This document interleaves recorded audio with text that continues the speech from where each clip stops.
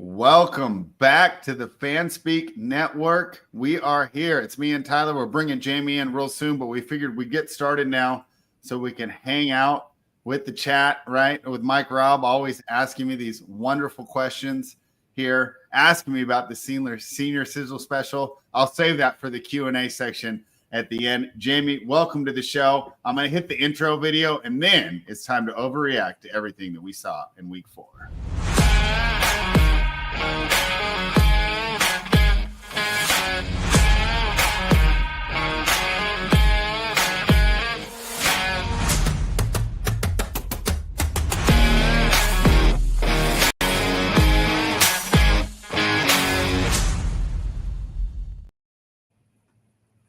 All right. Welcome in, gentlemen. In solidarity, Jamie, I'm wearing some Packers colors for you.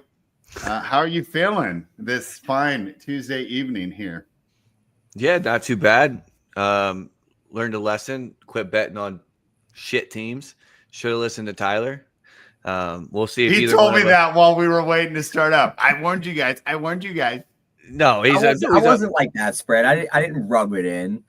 I said I think all of us, not even just us three, just everyone that bets football.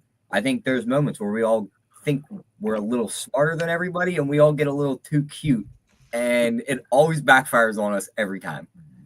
First off, Tyler, you should absolutely be able to talk because we were both trying to convince you, and you were set in your ways. You deserve to have a little victory lap after that because if this was the opposite, we would be.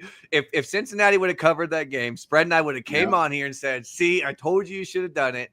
You deserve it." That was a disaster. The Bengals suck, man. Yeah, they're bad. They are terrible. So that was.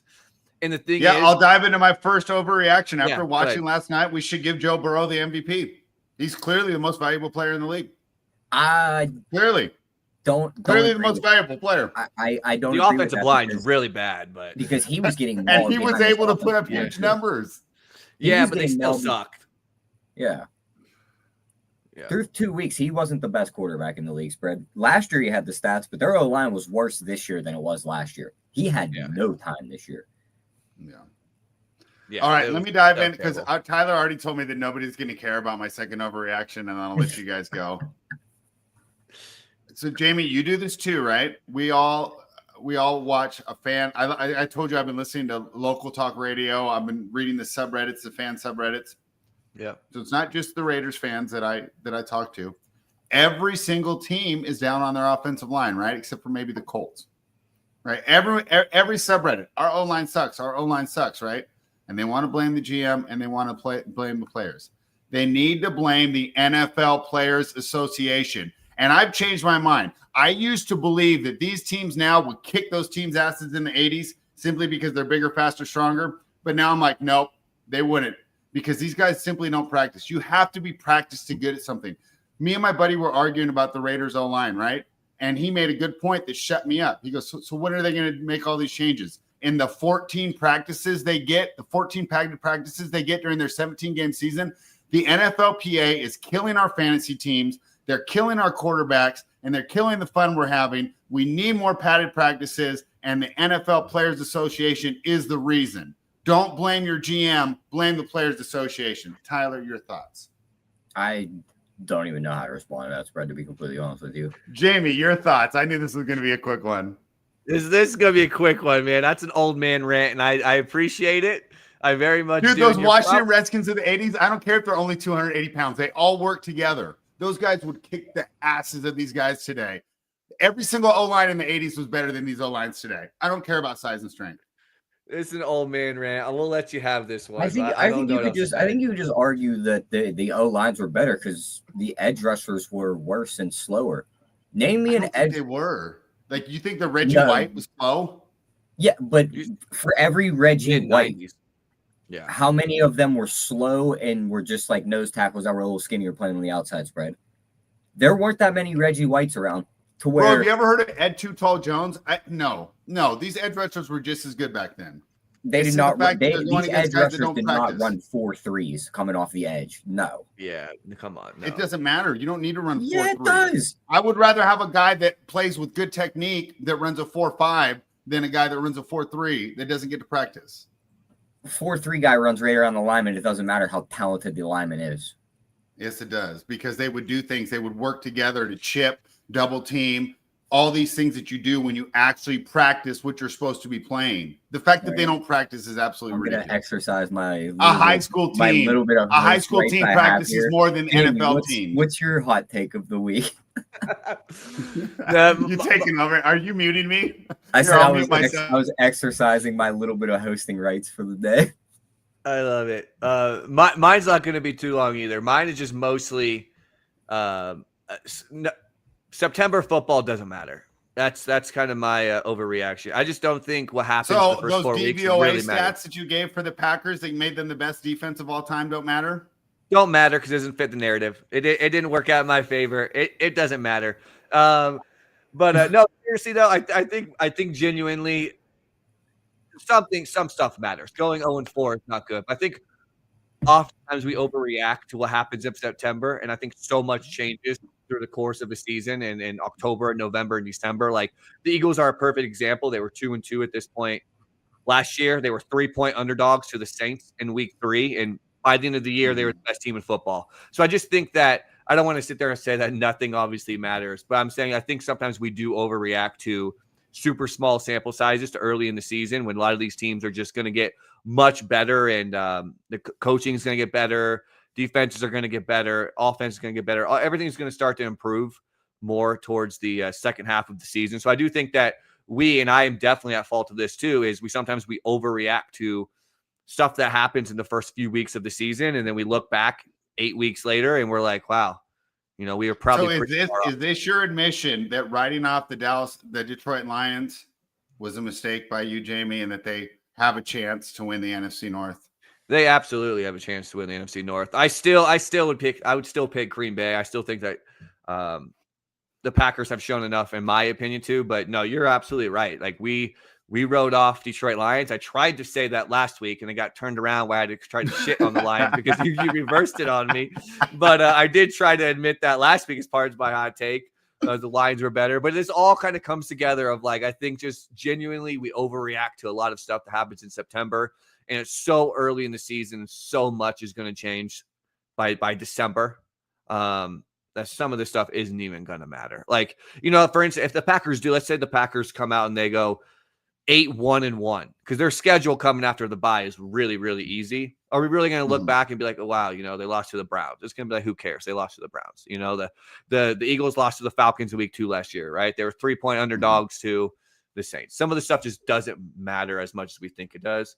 And yes, this does help build my narrative around the Packers collapse against the Cowboys. Doesn't quite matter. Well, I'll tell you what, it kind of I got to keep one of my hot takes in the back pocket because Jordan Love looked really good in that game. Now, was that the factor of the Dallas defense that made Russell Wilson look good? Maybe, and we'll see after the bye. But hey, you got to be happy with what you're seeing there from Jordan Love. But boy, from being the best defense in the league to letting Dak and George Pickens hang 40 on you. And I'll take an L on Pickens as well, Tyler. He's doing pretty good over there in Dallas. What's your first hot take of the day, Tyler? Mine's just going to build on my one from last week. You still going to believe in the Colts yet? They should have won that game if Adonai Mitchell didn't decide he was going to celebrate before scoring the touchdown. This is wild. And I think the holding penalty was even worse because it was unnecessary. I'll say this. You could put this in parentheses as they are contenders. As long as Jonathan Taylor is suited up on that football field and that O-line is good, they are going to be maybe not a contender, but they could knock somebody off in the playoffs and upset the apple cart. Let's be fair. They're dropping like flies. I mean, they're dropping like flies. Like I think you had Baltimore Ravens versus the Eagles in the Super Bowl, right? And hey, I'm not trying to talk shit about you because they lost their best defensive tackle, Roquan Smith's out, their best secondary pieces out, and now they're missing the engine of Lamar Jackson. Their entire 3 levels of their defense, they lost all 3 top guys and their quarterbacks out. The compound injuries like that, you can't do anything. Like they're right. So I mean, these injuries keep right. Cincinnati, we thought, hey, they got a good chance to win the AFC North. San Francisco, and I still kind of stand by that because I think Burrow is that good. Yeah, San Francisco's right in there with the super easy schedule. They can't dodge an injury. But yeah, like oh my gosh, the the Colts, they with Daniel Jones, I mean, how far is he going to move up our rankings? He looks very good. He's in a system that works well with him. He's got a great play caller. He's legit the next guy that's fitting this line of Baker Mayfield, of your guy, Sam Darnold. And now it's going to be Daniel Jones that all of a sudden got a new change of scenery and a new coach, and he's elite. Yep. No, I don't know about elite, but he's serviceable, whereas before it didn't look like he should be a starter. I bet you we can the numbers. Yeah, I would say the numbers, if you look at like EPA and stuff like that, would definitely lean towards the side that he has played elite. Whether if you think he is elite, but his play is definitely not even into. Didn't you just say we're not going to overreact to a 4-game sample size? You're 100% right. We should not overreact. 5 years. But I do think that we've seen historically, like Tyler just said, some of these guys like Baker and Sam Darnold that get a change of scenery a little bit. This is the best offensive line he's played with. His weapons are really good. Shane Steichen, I think, is a really, really good head coach, at least a very strong offensive-minded head coach. I think the defense is probably a little bit underrated. I think, Tyler makes some good points, man. I just don't know about elite because we don't put put Baker maybe in the elite category, but we don't put Darnold there. This stretch of Daniel Jones football is elite. He is top 3 in every stat from QBR to average. It's a 4-game stretch. It's a 4-game stretch, but the team looks solid, and he did it against the Rams, who are a solid defense. Yeah, I'll give you that. Like, this team's for real. Well, and that's the thing with the good thing about him and the difference between like Anthony Richardson is what Daniel Jones is really good at are these short and intermediate throws, right? Like Anthony Richardson can throw the ball a mile. You know what I mean? Has a cannon, but is so inaccurate that he just inconsistently would lead the league in these turnover-worthy throw rates that he would just put his team in so much trouble. Whereas like Daniel Jones can run the Shane Steichen offense the way Shane Steichen wants it to be run, and he's not going to make a lot of these mistakes, right? He's just not. He's going to be able to get the ball to Tyler Warren and Pittman and these guys across the middle of the field and not make massive, massive mistakes. That's going to change the outcome of your game. So if he's able just to run the Steichen offense the way Steichen wants it to, this team's going to be able to go far. So I'm with Tyler. I agree. Shake the magic ball and look into the future. If it's not the first round, maybe it's the second round of playoffs, but they might be heading to Buffalo, and Buffalo's a run funnel, and all of a sudden Jonathan Taylor's got $150 and 2 touchdowns, and see you later, Josh Allen. No. I mean, I'm not ready to go there yet. It can happen. I'm not betting on a dome team in Buffalo in January. No. This isn't a quarterback. This isn't a quarterback that spent his whole career in the dome, spread. I don't even think he gives a shit about the dome. Put him back outside. He played in MetLife for how many years? Yeah, I can't see. I think it's a huge disadvantage of football teams playing in January. Okay. Tyler, how pissed are you that you're 3-1? I mean, I'm sure you'd love to be 1-3 like the Raiders, right? I mean, you wish you had Pete Carroll and Geno Smith there, right? So you could be 1-3. Are you going to give Tomlin some credit or what? No, because he gets no credit. No, how does he not get credit for being in first place again? Spread. He tried to hand them that game, and all of a sudden they get a stop, and all of a sudden that disappears. Just like I said in our chat, Jamie, right? All the Tomlin guys will say that's a Tomlin win. There's another one right here sitting to my left. It was a Tomlin win.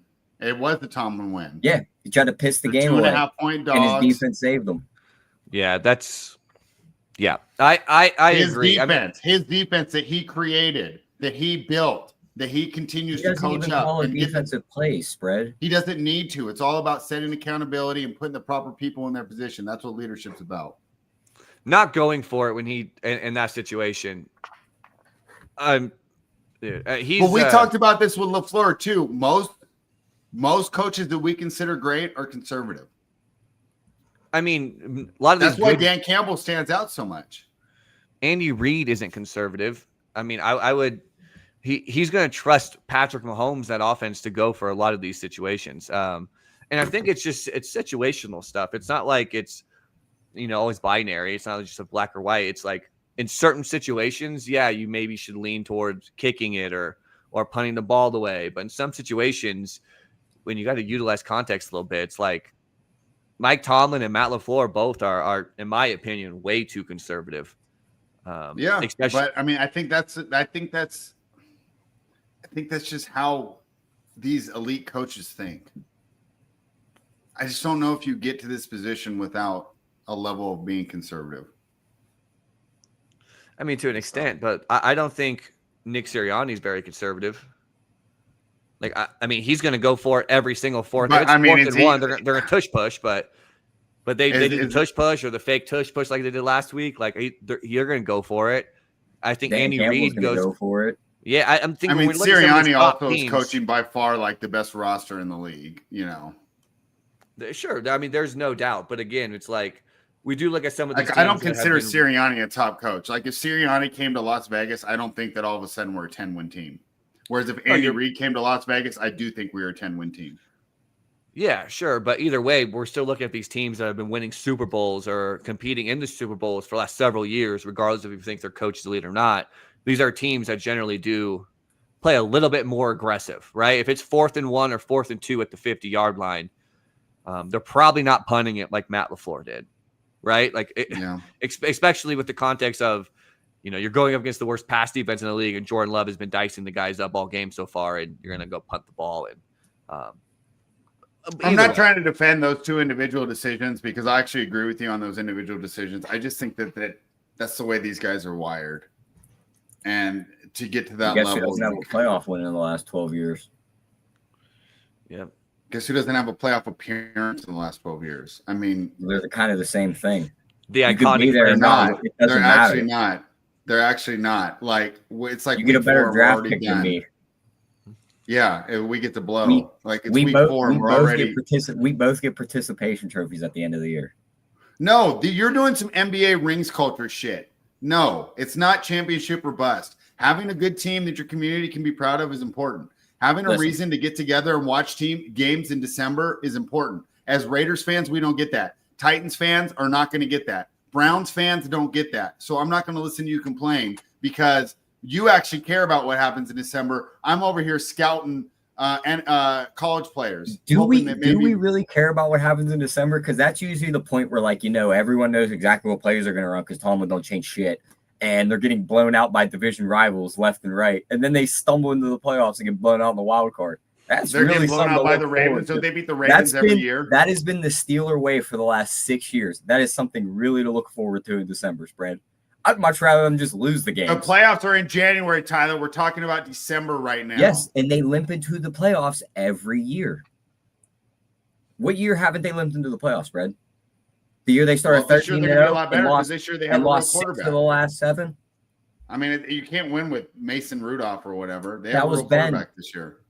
That was the Hall of Fame quarterback in Ben. Well, I've always said that you guys overrate Ben. He's nowhere near Brady or Manning. It's all Tomlin excuses. It's all. And the idea that Ben Roethlisberger should be beating Peyton Manning is ridiculous to begin with. He's nowhere near the player. Nowhere near. All right. Steve says, Ravens don't exactly have a great playoff record, yet no one is saying Harbaugh should be fired. Not so fast, Steve. I spent some time on the Ravens subreddit today. They're not very happy with him either. That's because they started bad. They want him. They needed someone to point at, and everyone's hurt. Well, to be fair, weren't they going to fire him before Lamar went off? Like, wasn't he on the hot seat before he switched to Jackson? I don't think so. I don't remember. He's a couple of years removed from that Super Bowl, I think he was. I think that he was going to get fired. Flacco wasn't playing well, and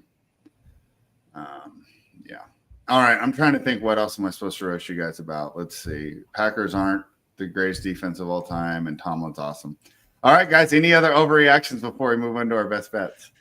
No overreaction. I just want to say Jackson Dart. That's all. I was waiting for that victory lap. I just want to say Jackson. Yeah, it's Jackson pretty Dart. exciting to have white Justin Fields out there. Boy. I mean, that wasn't an impressive performance. That said more about the Chargers than it did. That was more than for 100 yards. All he did was run the ball. He looked like Justin Fields.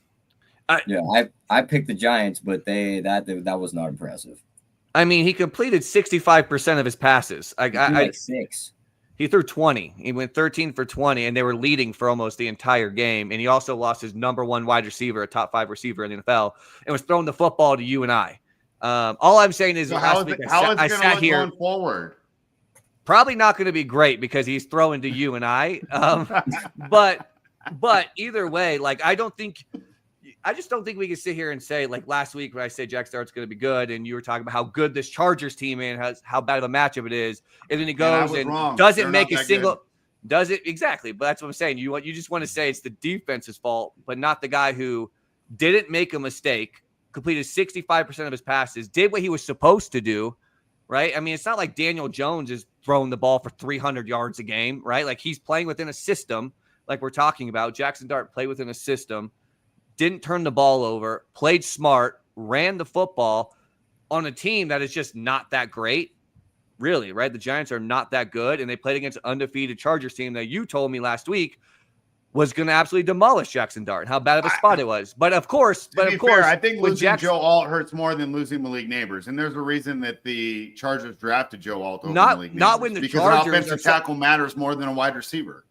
But not when a team is so much better than another team. The Chargers are a much better team than the Giants. So yes, using Joe Alt is more valuable than Malik Neighbors, sure. But the Giants are not a good team.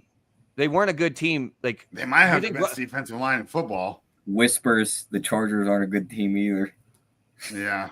I mean, they're 3-1. I think this feels like an overreaction. We might have overrated them off the small sample size and beaten. All I'm saying, two weeks ago, Tyler said, "Go take Justin Herbert MVP." So they have the MVP, but they're not a good football team. This all just feels like what I said. This is like injuries. A full circle coming injuries. back to what I said earlier. Nothing matters. And they lose Joe Alt in that game, who's not coming back for multiple weeks. Watch how many pass rushes are all over Herbert, and he can't do a damn thing now. I think though, because that's one of the toughest defensive lines we've seen. That defensive line is raw. Their run defense is not very good, but yeah, their pass rush is pretty solid. Yeah. They got Washington this week. If Washington's all over him the same way, good luck the rest of the year, buddy. We'll see. Hey, well, that's a MVP ticket. You made the people burn, Tyler. All right. That's listen. We got him at like 8-1. We got him at like 8-1. We got 7 more swings. I mean, I'm pretty sure he's still like second in MVP voting or MVP odds, I should say. Last I checked, so it's not like it. You know what I mean? You got value on it already. Which doesn't make sense. I think they removed Lamar. I don't see Lamar's at least way down or something. I don't even think he should be ahead of the other guy in his division at this point. Mahomes is right behind him. The stats point to Mahomes now. Yeah, it's just the record, right? I do think if when Mahomes gets Rice back, that's probably going to be a good bet. I think Jordan Love was 4th. Like if we want to burn another one of those 7 swings, Mahomes. Just take everybody, you know. Take everyone. You got to win. Just cover the field and just pray to God Josh Allen doesn't win because he's already minus 105, which makes no sense. Yeah, just take the field. Basically, that's what we're doing. Yeah. Steve says, I don't believe Washington will be all over Herbert. Having a whole week to game plan and O-line is huge. And I think that's something to do with it, right? Like if you miss, like for example, the Raiders are going to miss Miller this week, but they know that. So they have a whole week of, the guy's name is Stone Forsythe. I mean, it's not going to go well for us. I'll preview that right now. But at least, you know, they know. Can you imagine you're just chilling all week and you barely play, and then it's like, get out there and block Abdul Carter. Yeah. Well, like, yeah. I don't care how long you have the game plan when they probably had one guy as the main backup for both Slater and Alt. Slater goes out before the season, so that guy gets plugged into Slater's spot. Becton's also banged up on this. They flipped him. They flipped him. So that guy became the right tackle, and then Alt went to the left. And remember, I didn't think that was going to work. Yeah. I'll take my L on that. And Becton's been banged up all year. So if he misses Becton's not going to play. What are you going to do? Well, I'm just saying your game plan can be all 3-step drops. I mean, you can change things around. I don't think, they obviously game plan to have Alt in there. And I think that screws things up during the game. So if their offense now Steve's just rubbing salt in my wound, asking if what their Geno offense Smith is going to be as pass heavy as it was through the first 3 weeks, if we could find a live interception to lead the league, I wouldn't mind sprinkling on him. Wait, what? If he's going to be as heavy as a pass rate as he's been through the first 3 weeks, Herbert, If you could find him, I don't think so. I think they're gonna have to switch back to their old style. I think so too, but let's see if they do it. If not, he don't have many picks right now. Him to lead the league has got to be some huge number if you can find it. I don't know what book would have it, but I don't hate sprinkling that. I don't think you can catch Geno at the rate that he's going at. 6 and 2 home Geno games. is loading them up. And that sucked too, because all offseason I was kept saying Geno's numbers in the dome are so good. He's so good, and he's going to be great in the Legion. And Jamie's first point, which I kind of hate because it ruins the segment of the show, but it is only 4 games. He can bounce back, right? But 7 interceptions already is rough. So, all right, Jamie, I'll give you temporary credit for Jackson Dart, but I'm going to tell you I'm still not a believer. So, but this is going to open you up. You can go ahead and victory lap if he continues to do well. And I notice he has a fairly winnable game on the schedule this week. Let's start with we don't have any more overreactions, right? I'm trying to think if there's anything else we want to talk about. Is that one of your games this week? Because if so, I think that would be a perfect segue. No, they're underdogs, which I kind of would like to take, but I do think losing the league neighbors is pretty bad. I thought for sure that was going to be one of your guys' games, and I was getting ready to. I don't know if I'm ready to bet with the Saints, but I felt ready to argue with you guys. The rat versus the dart thrower. Tyler, was that one of your games? No. All right, what is your first game, Tyler? My first game is going to be a total. Give me the under in Miami, Carolina. 44.5 seems pretty high. We just watched Miami get a ton of pass rush on Fields. They were blowing that offensive line up. I think they could do the same thing to Bryce Young.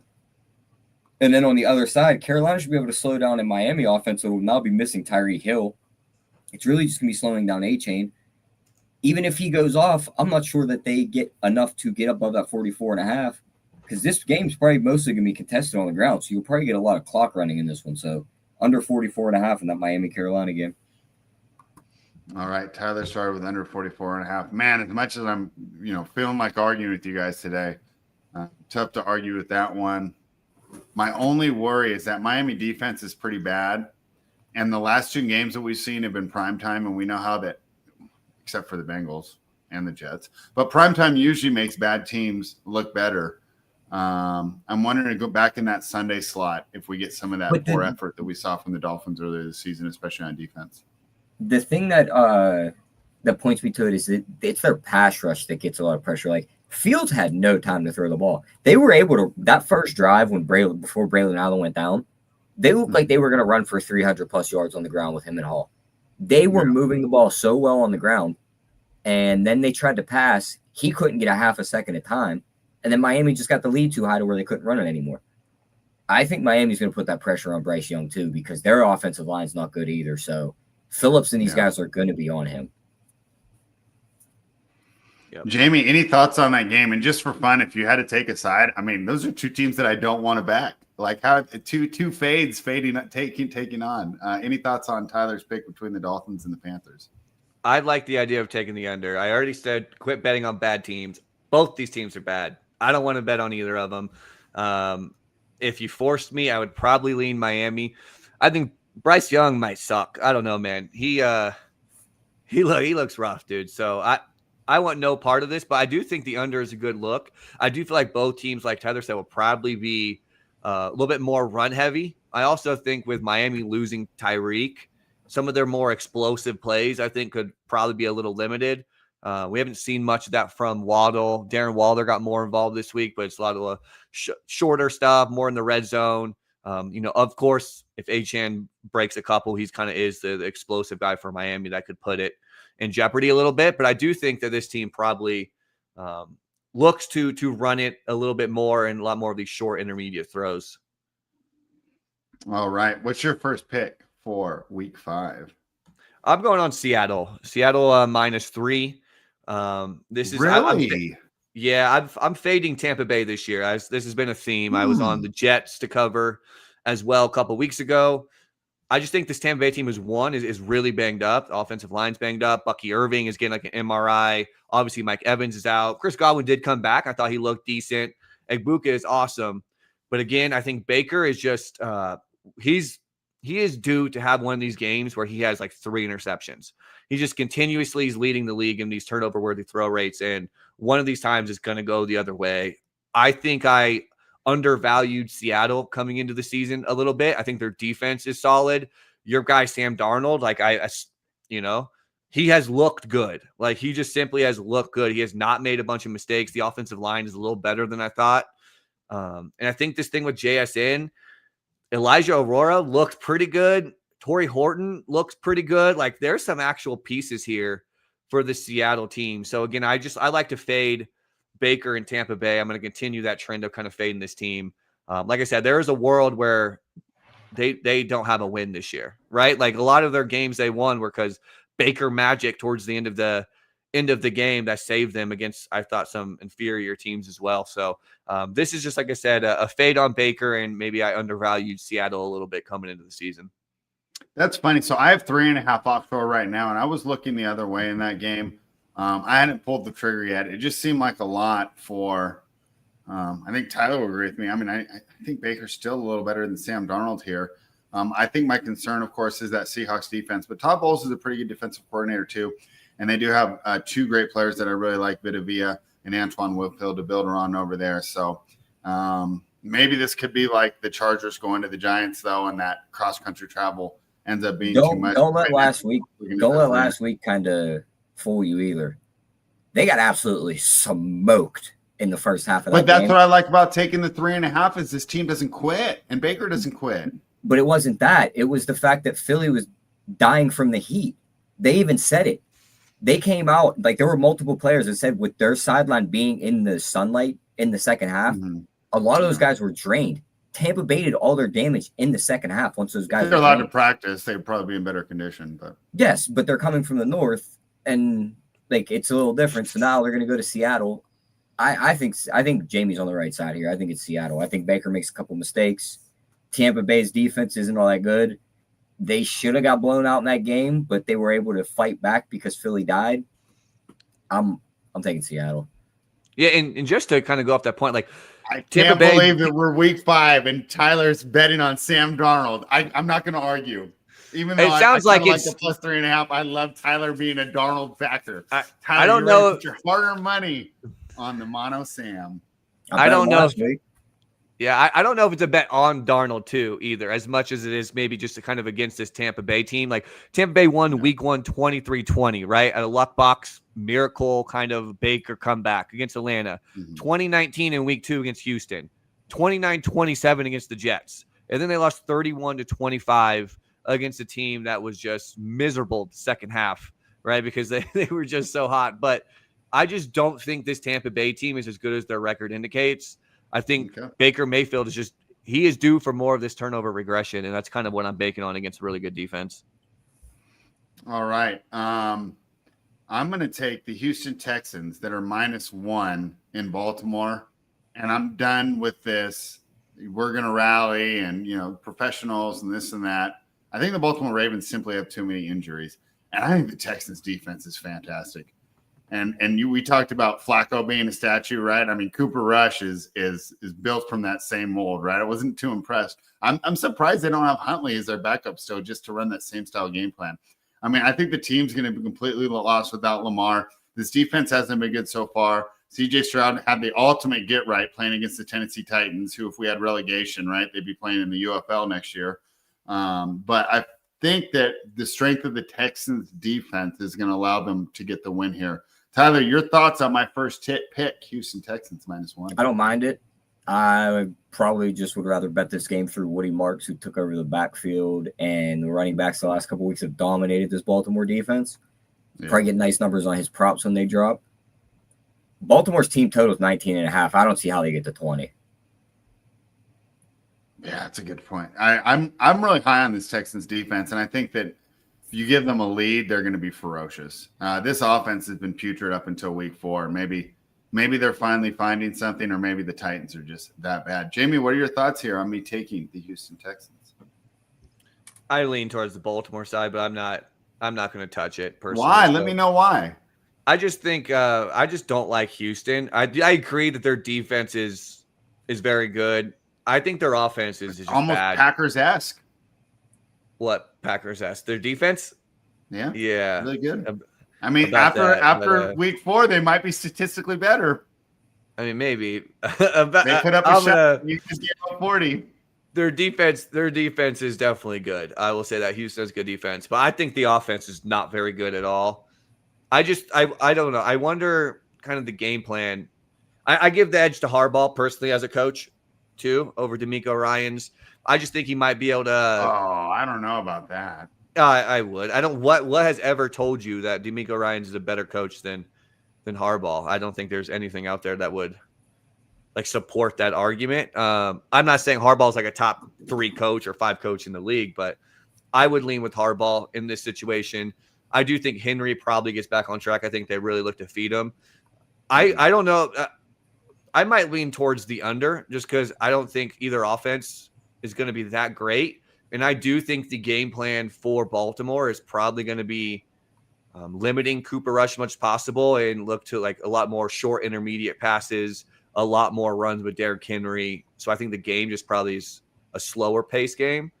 But again, I don't hate the Houston side. I'm not backing either one. I just said if I had to take someone, I would take the Ravens. No, I mean that's interesting. Obviously, I want to hear pushback here on my thoughts because it didn't stand out to me at first, and then I just started thinking about it and like how reliant this offense is on Lamar and against a weaker defense, right? You know, if they're playing, you know, like I don't want to bag on the Raiders. If they're playing the Bengals or the Cowboys, right? I'd be like, oh, Cooper Rush is fine, but I guess he'll have a week too. I mean, we talked about that with Joe Wall and being thrown out there is tough. So maybe another reason there. But I think the Texans defense comes through, and hopefully they found some magic there last week. Tyler, what's your second pick of the week? Colts -6.5. It's easy as it gets. They beat up on trash can teams, and the Raiders are coming to town. They're going to run the ball right down their throat with Jonathan Taylor. Daniel Jones will shred their defense through the air. Their defense probably gets a couple takeaways. Won't be surprised if they put a touchdown on the board. They win this game 28-10, somewhere in that range. So give me the Colts. Yeah. I was Shane going to take Shane that one Steichen too. isn't one of these guys that messes around. Like he crushes cans when they're in town. This is a can. You know what? If we didn't lose Miller, man, because I think those interceptions are fixable. And I was telling everyone all week, all I want to see is improvements from the line, and I want to see the team be competitive, right? And I got what I wanted.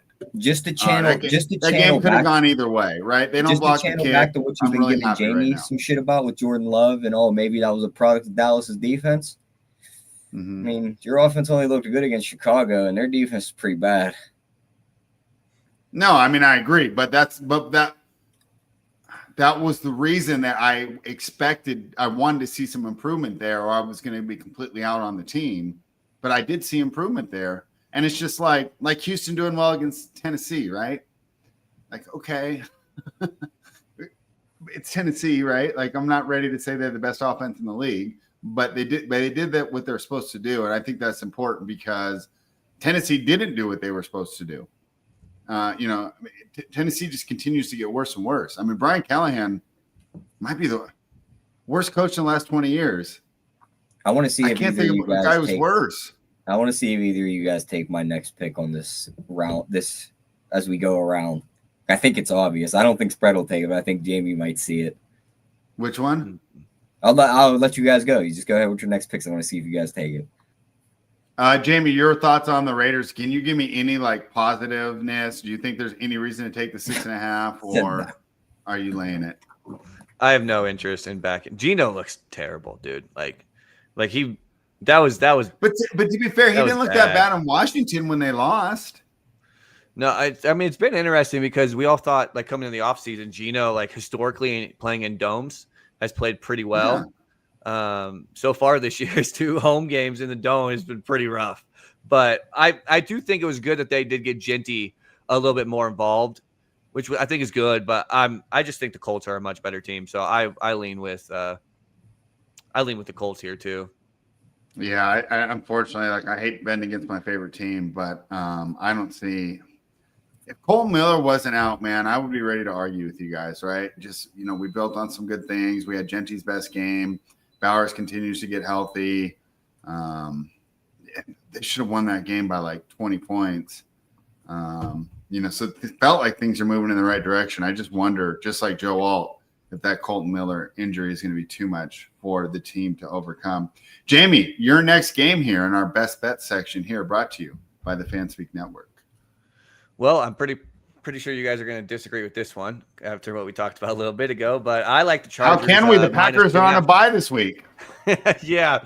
And by the way, the Packers, I wasn't able to give out the full prop, but I did say take Josh Jacobs props, and he hit the over on attempts, over on yards, and scored the 2 touchdowns, like I said. Bro, do you remember when I texted you guys, like, at least we hit the Matthew Golden, and then he did that play where he ran back, and he didn't get another catch for how long? I know. I was, like, thinking that I was going to be on here, and that was going to lead the show with one of the worst bad beats of all time, right? Yeah. We get the prop in one catch, and then he runs it back. I'll one-up you on that bad beat. I sniped Braylon Allen 12-1 to be the first touchdown scorer last night. Oh, wow. He was going in, and he fumbled going across the goal line. Yeah, is that like the fifth time that's happened to you this season? It's the second time it's happened to me. Second time it's happened to me in 3 weeks. Unbelievable. All right, I'm sorry. I didn't mean to cut you off, Jamie. I just think I'm so funny. No, you are taking the Los Angeles Chargers over the Washington Commanders. Jamie, is Jaden Daniels expected to play in this game? Yeah, I think so. Yeah, he is. And you think the Chargers bounce back? Let's hear why. I just think the Chargers are a better football team than Washington. I think their defense is still good. They rank 3rd in EPA per play still. I think it's going to be able to cause some issues for Jane Daniels. I'm going to believe in the bounce back with Justin Herbert. Like, he's a guy I was high on all off season, the first 3 weeks of the season. I'm not ready to write him off after just a bad week 4 game. I do agree that the loss of Joe Alt is not good, but still, I'm not super concerned about this Washington defense that ranks like 24th, 25th in EPA per play as well. So I think the Chargers are just a good football team. I'm not ready to write them off, and this feels like a good bounce back spot at a -2.5. All right, you got a better number than me. I'm seeing -3 offshore right now. I'm just concerned. Yeah, I'm just concerned, man. If Jackson Dart can do that, what's Jaden Daniels going to do? He might rush for 200 yards. Yeah, I also just think that I don't anticipate that offense of the Chargers being as bad. You also talked about how good that Giants front 7 is. I don't think Washington's front 7 is near as good as the Giants as far as getting pressure on the quarterback. Who's besides? I mean, who's it? Philadelphia, maybe. Houston. Come on, maybe. you want to say it. You want to say it. The Packers are like, all right. Yeah. No, I just think, like I said, I just think the Washington is as good defensively. So I think Justin Herbert's. I think it's a good bounce back spot for Justin Herbert. Omarion Hampton, I think, looks pretty good. He's an explosive player. I just like to back the Chargers, and like I said at the beginning of the show, a lot of times what we see in these first 4 weeks is it's easy to overreact. I'm going to try not to overreact. It's kind of like one of my goals this year. It's not to overreact as much, and so I just think I'm going to trust some of my priors instead of just focusing so much on recency bias on what happened in week 4. I like that, and I think that we need to do that a little bit more often here. We'll overreact for about a half hour, get it out of our system, then it's back to being calm and level-headed. Jamie's ready, and I mean, traditionally in the NFL, that's been a great time, right? Our guy JJ that we haven't seen for a while, boy, I haven't seen him on Twitter at all. I don't think he's tweeted in like a year. He always used to love buy low. I've seen him tweet recently. Not often. He tweeted like once.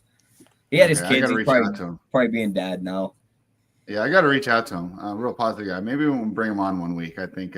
Wonder if he wants to make an appearance. Yeah, let's reach out to him and see how he's doing. But no, I guess I do like the buy low on the Chargers because everybody saw that game. I know I had it on my TV, and I kept waiting for Jackson Dart to make that back-breaking interception that maybe I over-remember him too much at Ole Miss because it just felt like it was the big games, and I don't watch every single week. But he didn't do it, so give him credit there. So you're buying low on the Chargers. Okay. For my second pick, I've given up. Tyler said we overthink things. I'm just going to bet against the Tennessee Titans every single week. I don't care that it's the Arizona Cardinals. I don't care that I think Kyler Murray is terrible. Go ahead, Tyler. Tell me why not. And I'll just go back. This is the worst ATS coach we've seen since I can't even remember. Bro, you're going to lay the worst coach we've seen since Adam Gase. You're going to lay 8.5 with the Cardinals? They just lost to the Texans 26-0. That's a division rivalry. This is an out-of-division game. Oh, my God. We got to send him back to the chalkboard, Jamie. He's got to do some more writing down. What are you doing? What do you mean? So you want to bet on Calvin Ridley this year? I would just completely avoid that Tony game. Pollard. I'm just going to keep betting against him. He's like 3-21 against the spread in his career. I love that. I shouldn't even be handicapping every single game. I should just bet against Tennessee and then just kick back. I love that you said you're going to keep betting against them, as in you didn't just bet with them for them last week, because you were on the Titans like I was too. I was going through my thing. If I didn't bet on the Titans and the Texans this year, I would be up so much money. Talking about overreactions, you're overreacting me telling you not to bet them, and you're trying to fade them. You have to stay right in the middle sometimes and just stay away from it. Spread. I don't think it's an overreaction to say that Brian Callahan is the worst coach in the NFL since Adam Gase. This team laid 8.5 to the Saints week 1. They beat them by 7. This team turned around and laid another 8.5 to the Panthers. They beat them by 5. Yeah, they lost to the 49ers by 1. But the 49ers lost half their roster in that game. And then they keep a divisional game close in 3 with Seattle at home. Don't lay 8.5 with this team against Tennessee. They also have extra rest. Great point for me, Tyler. I also get a Cardinals team coming off extra rest. Just bet against Callahan every week until he's fired. Good luck. That's the worst organization in football. Good luck. I'm wearing the worst organization in baseball on my chats. There was like we could simplify this for you way easier. There was a much easier bird logo you could have bet on that's at home this week, and they would have smoked the team laying a less number than 8.5. Just take the Eagles. That was one of my picks. Yes. Where are the Eagles? Take that little red bird that you were going to bet on and just throw it out the window. We don't want to bet on that. Is it up the board right now? Oh, never mind. Yeah. No, I was going to take the Eagles too. That was my third pick. Yeah, that go ahead and tell why. I mean, Denver's just not good. They're not a good football team. Don't let Monday night fool you. They were playing the worst team in football in Cincinnati. Their defense slowed down. The Titans are the worst team in football. I think Cincinnati's -3 on the neutral against Tennessee. I legit think if we all three suited up, we could get pressure on Jake Browning. That's how bad that offensive line is. So I don't know, Tyler. I've lost some weight. I think I can get back there. I think I can get around one of them. I can make Orlando Brown look like a player again. But I mean, I'm with you though on the Eagles. Philadelphia's going to have the better D line, the better coaching, the better running offense. Denver's not going to be able to keep up with this offensive Philly. And even if they get a lead, we see when the Rams got a lead, Philly can throw the ball if they are pushed up against the wall to do it. It's just, are you going to push them up against the wall? They're back at home. They're not going to have to deal with the heat that they did in Tampa Bay. They're going to beat Denver by at least a touchdown. All right.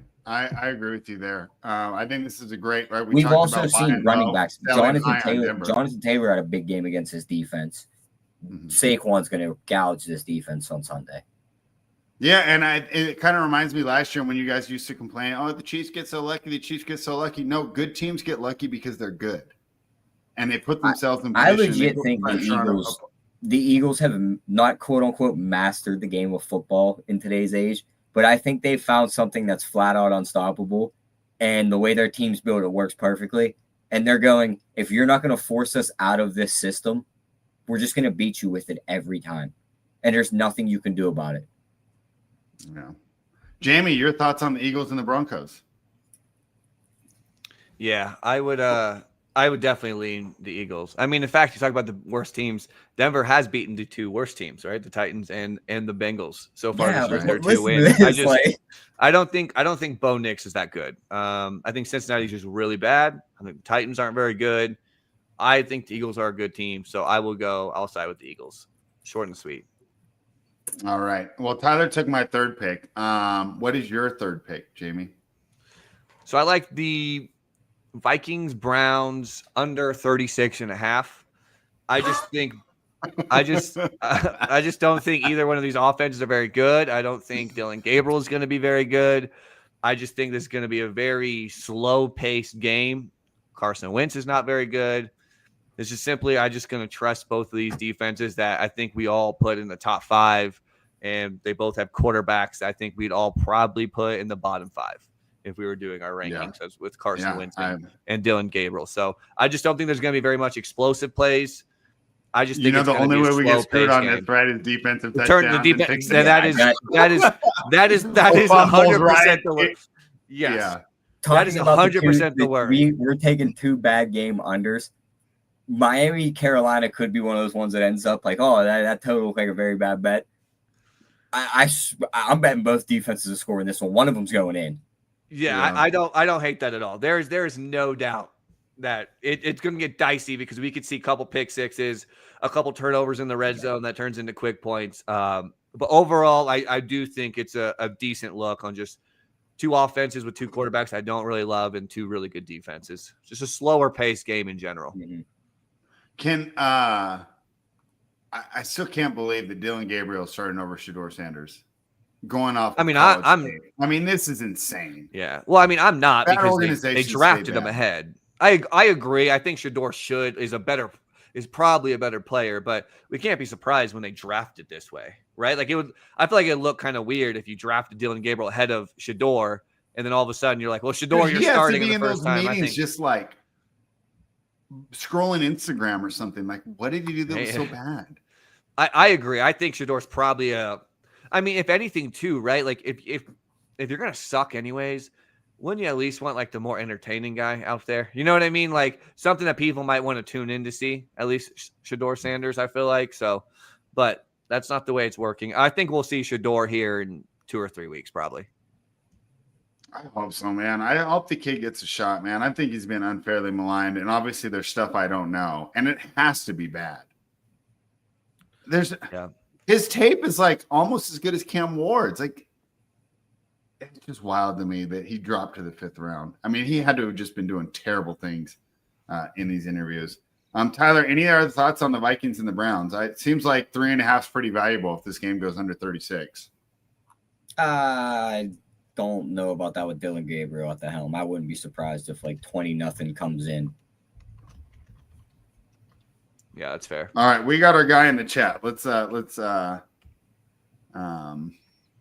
He said Denver isn't good. Well, they're just not as good as people think, but they're still a good team. He also thinks the Giants and the Saints is going over. Jamie, your thoughts on that one? Giants and Saints. What's the total? 41.5. 41.5. I don't know. It could. I'm staying away on that. I think it's probably a pretty decent line. I worry about just the way the Giants want to play. They definitely want to slow the game down, more runs with Jackson Dart, more runs with Scatabo. And I genuinely think like if Wan'Dale Robinson is like your number 1 receiver, he's generally not like an explosive player, right? He might get 10 receptions, but I think it's going to be a lot of short intermediate stuff. Jackson Dart averaged like 5.3 yards per attempt or something like that last game. So I'm not convinced the explosive plays will be there. If they had Neighbors, I think I could lean that way. But the Saints do like to play fast. But like the line has the Saints as the favorite. So if the Saints get a lead, maybe they're running with Kendre Miller and Alvin Kamara more. I don't hate the look. I personally would just stay away. All right, Tyler, your thoughts on the Giants Saints total? I really don't have a take on that one. All right, I'm not sure what the Giants offense is actually going to look like with Dart because they really didn't have to do anything in that game. They were playing with a lead. And the Saints, I mean, they moved the ball last week, but I'm not sure I want to be involved in a game where I need them to move the ball. So I think I'd stay away. All right. He also thinks that New England will cover against Buffalo. A little bit out of order, but since it is Sunday Night Football, I did want to talk to you guys about that one. Plus 7.5, man. Buffalo's been winning, but they haven't been covering. This is a division game. Does Buffalo finally get right and blow someone out? Well, I mean, obviously they're winning comfortably. They've been laying ridiculous spreads the last 2 weeks. This is their first single-digit spread in the last 3 weeks. Tyler, your thoughts on Sunday Night Football between the Bills and the Patriots? Do you agree that we should take New England? Yeah, I think I'm going to lean towards New England. I see 8.5. I mean, they had the fumbling problem versus the Steelers. They really didn't have that last week against the Panthers. Mm-hmm. They beat up on the Panthers, but that's not all that impressive. They have the win over the Dolphins. And they lost to the Raiders, which doesn't look good. But divisional game, if it was in New England and they were getting 8.5, I'd love it. In Buffalo, after Buffalo almost gave that game away to the Saints, kind of worries me, but I would lean towards the New England side. I think Drake May can keep the score close. And even if he's down 2 scores late, he can get a score in meaningless time. Jamie, if anything, I kind of like the under in that game. 49.5 seems a lot for a primetime game, especially with the Patriots potentially limited offense. But we know that Bills defense, right? We talked about the Ravens defense being beat up. Bills missing key pieces at each of the 3 levels of defense there. Your thoughts on the Bills and the Patriots? It's a stay away for me. I don't want any interest in that, but I do gotta give a shout out to Meg here. You know, Meg might be shipping $1 million this year. I mean, with Scatabo, with Drake May, I know she was all over both of those guys this offseason, so it could be a good year for Meg. So I'm rooting for her. I was high on Drake May as well, so I think he's a tough guy to bet against, especially when you're getting 8.5. I don't hate it. And I do think this Bills team, they're willing to kind of slow the game down a little bit and really utilize a lot of James Cook too. So I don't hate the look. If you were to redraft right now and your favorite team had the number 1 pick, would you want them to take Drake May or Caleb Williams? Probably Drake May. I mean, one, so I'm a Packer fan, so I hate everything with the Bears. I don't like Caleb Williams. I think Caleb Williams is very talented, but I also do think that like he really struggles with stuff like between the ears. Like I'm not just convinced that he's like super plugged in, where like Drake May to me just seems like a guy that is like more willing to like put in some of the harder work. And I think I think a good question would be, what do we think this Bears team would look like if they had Drake May right now? I think the Bears team might be pretty damn good with Ben Johnson and that supporting cast. Like the Patriots are not a good football team, right? Like offensive line's not that great. The defense is not great. They really don't have any weapons. So that's that's I don't know. All right, Probably 2 votes May. for May. Where do you vote, Tyler? Me and Jamie both think Drake May will have a better career than Caleb Williams. Oh, I agree there. I think May, out of all the younger quarterbacks that have come out in like the last 4 to 5 years, he's probably the one that's name hangs around the longest. Probably the best one in, say, 10 years. And I'm talking young quarterbacks when they come out spread. That doesn't count the likes of Jaden Daniels and these guys. Yeah. Bro, like I don't understand what you think that having like 2 extra years of experience really helps with. Like it's still a completely they different don't get game. that egg. Normally when they're coming in at that age, they are what they are spread. There is no let me mold this guy into something. Well, I think that's about to change. First of all, a lot of reasons those guys were was that stupid COVID stuff. And we're not going to relitigate that, right? But that screwed up a lot of their development. So that's why like guys like Dylan Gabriel and all those guys had 6 starts. Like, you know, please, hopefully that never happens again. So I think you're skewing it a little bit. I think some older quarterbacks can get better. I think Michael Penix is going to be a guy that just continues to improve, Tyler, for the next 4 years. Mr. Robo Knees. Oh, wow. All right. Too bad the Falcons are off this week. We can argue about Michael Penix. Let's talk about the 2 other primetime games. And then if you guys have any other thoughts about some of these games, we can hit those too. But we've hit all the standalone games. We've actually hit most of the games. I'll ask your thoughts, though. So I wrote up the Rams and the 49ers yesterday, right? But I couldn't submit it because you have to do player props. And I wrote it at like 5 a.m. and there's no player props listed, right? So I wrote it up Rams minus 3.5. I had to rewrite the article today, Jamie, because it's Rams minus 6.5. This line moved 3 points in about 30 hours. Yeah, Brock Purdy's uncertain to play too. So how much of a downgrade is that? Half a point? I think Pearsall is moving the line more. Fun conversation. Pearsall too. Maybe James. I got reamed for this one on the live show with our guy Jay. You just said it half a point.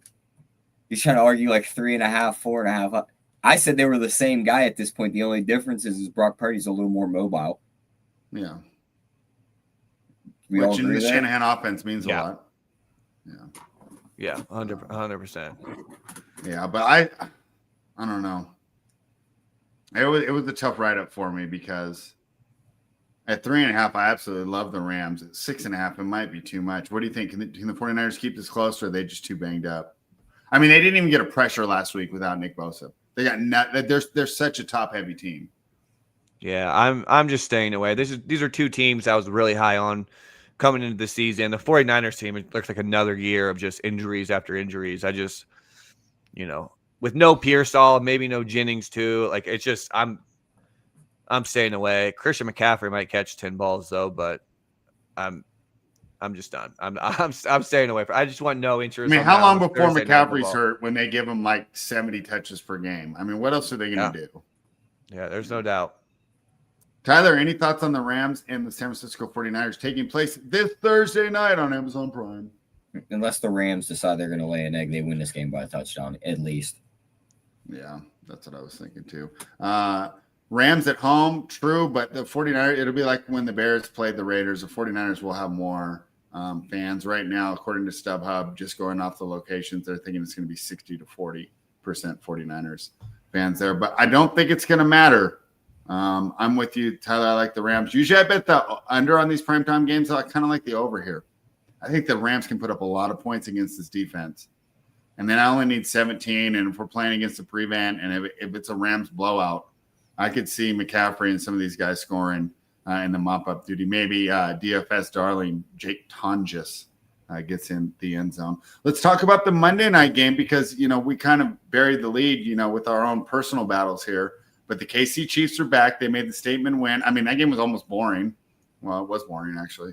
The Jacksonville Jaguars made a big win over the San Francisco 49ers, the aforementioned San Francisco 49ers, which hey, I thought that was a big win. We already talked how tough it is to go across the coast. And, the Jaguars have traditionally been a poor franchise, and the 49ers have traditionally been a pretty buttoned-up franchise. For them to get that win and then talk shit to the opposing defensive coordinator, Jamie, were you impressed with Liam Cohen, man? Even though he would have got his ass whooped, he was out there.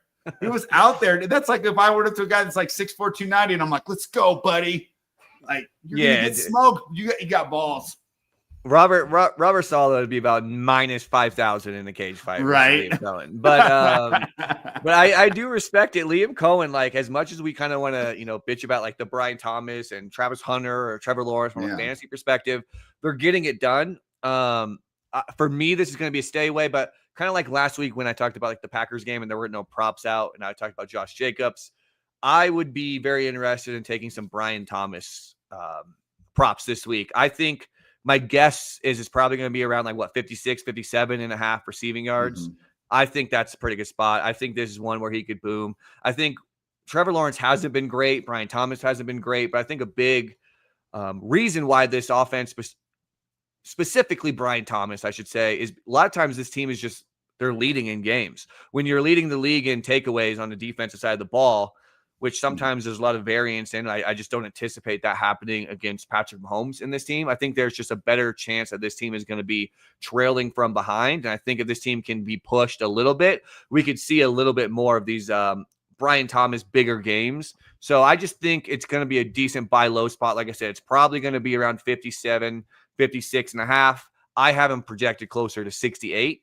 So anything under 60 for me would be like a smash spot. Again, we obviously have to wait to see what it says, but I do kind of lean with some props there as far as the Brian Thomas stuff goes, and maybe even like a Britton Strange too. Again, not sure what that is. I'm sure you can probably get a good look on his anytime touchdown or something, but Brian Thomas to me feels like a good buy low spot in a game where I do anticipate the Jaguars likely playing from behind and probably not going to be able to take the ball away, and their defense I don't think is as good as they have shown to be, considering most of their defense is coming from takeaways, which we know is a little bit more random. Yeah. Tyler, your thoughts there on the Monday night game. Are the Chiefs for real? Yeah. I don't know if the Jags for real, though. I don't know if the Chiefs are for real as much as the Jags just aren't real. Week 1, you beat up on the Panthers. Week 2, you lose to the Bengals. Week 3, you beat the Texans, and we've talked about how bad we think they are. And then last week, you squeak out a win against the 49ers who couldn't keep a healthy body on the field. Mm-hmm. I think I have to go Kansas City here. But can't you see the Chiefs winning by 2 like they always do? I think that they could put it on them here. I think this number could be a little wrong. Like, if the Chiefs were the Chiefs, what we thought they would be coming into the year, do we think this is 3? It's probably like 4 you and a half. You think the Chiefs are 5.5 points better than the Jaguars? Yes. I don't know about that. Returning Worthy, that offense looked good. The Jags let teams move the ball. They let Jake Browning move the ball and finish them off in that game, and he's looked like dog shit since. So I think that's enough I need to say right there. All right, Tyler's on the Chiefs. I think I lean towards the Jags, but boy, I haven't been doing good on these primetime games. I should only bet the Sunday slate. I crush Sundays, and then I'm like, here you go. I want to take the Bengals and the Jets. Oh, underdogs are so cool. Take it all back. Speaking of the Jets, I just want to get your thoughts there, man. How bad is this team? They're catching 2.5 at home against Dallas, man. I feel like it's going to be one of those things where, you know how Dave Mason posts what the book needs? I think it's going to be one of those things where like 77% of the money is going to be on Dallas, or, you know, some ridiculous amount. Do the Jets have a hope? Are they ever going to turn things around, man? I really thought that Aaron Glenn was going to do some things here.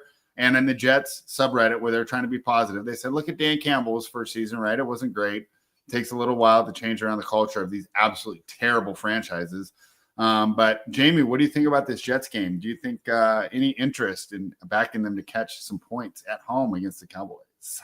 I have zero interest. Maybe some Breece Hall props. Unfortunately, there's all going to be probably super high with no Braylon Allen, but I thought he's been running really well so far this year. He should get a good chunk of the workload. I think he carried like 80% of the team rush attempts or something like that after Braylon Allen left. Yeah. So I would lean that way. I just don't have very much faith in Justin Fields.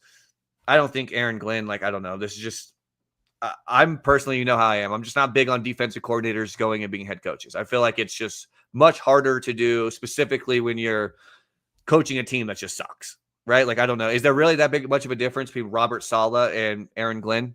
Like, I feel like they're both probably pretty good defensive coordinators that have to take over a team that sucks. And I think Aaron Rodgers is probably better than Justin Fields. So I just have no interest in backing this Jets team. And I think the Cowboys offense is actually pretty good. Dak Prescott has played really well this year. So I would lean towards Dallas, but I'm not going to touch it.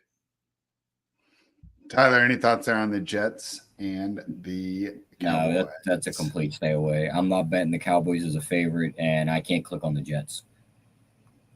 Tyler, this question is tailor-made for you.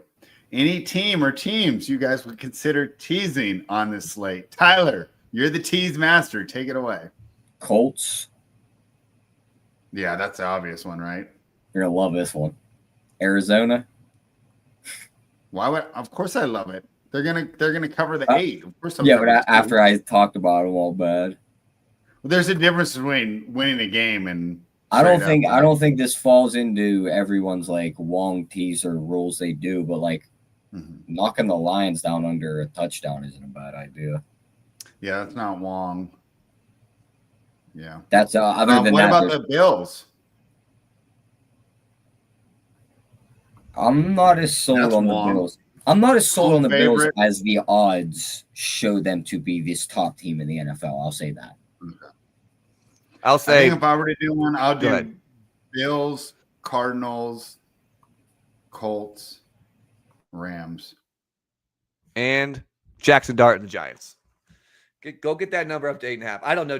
Yeah, it's hard for me to see the Saints beating a team by like 8, especially a team with that defensive line going against a young quarterback.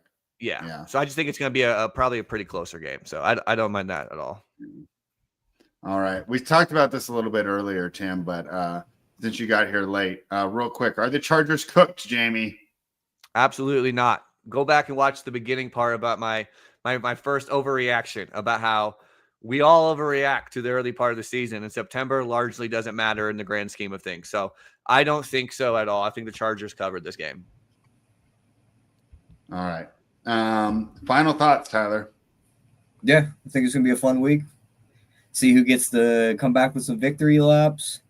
See if I'm telling spread to get back to the chalkboard after the Arizona bet. We got some storylines building for next week already.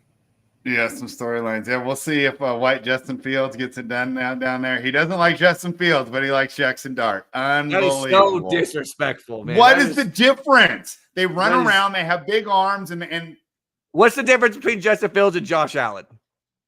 That's what you're saying. A guy who can run and has a big arm? No, because I would say Josh Allen is accurate. Justin Fields is not.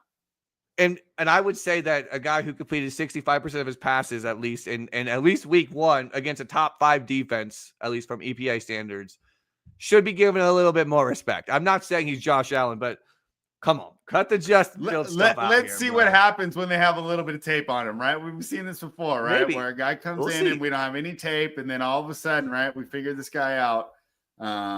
Yeah, I can't wait to see it. And I hated that dance too. I was vomiting. Oh, I love the dance. Like, I was thinking of Tom Brady when he was like, I want to see what a guy does when they score a touchdown. Is he celebrating with his teammates or is he making it about himself? And I'm like, that's right, Tom. He's making it about himself. You would have never done that, Tom. Go ask Cam Newton, MVP Cam Newton, hitting one of those. Drake May did the same thing.